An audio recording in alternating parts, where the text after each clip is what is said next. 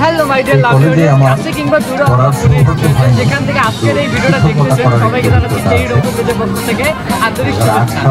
এই মুহূর্তে আমি রয়েছি যে কারমাইকেল কলেজের 109তম প্রতিষ্ঠা বার্ষিকী উপলক্ষে এখানে 2 দিন ব্যাপী তারুণ্য মেলা রয়েছে।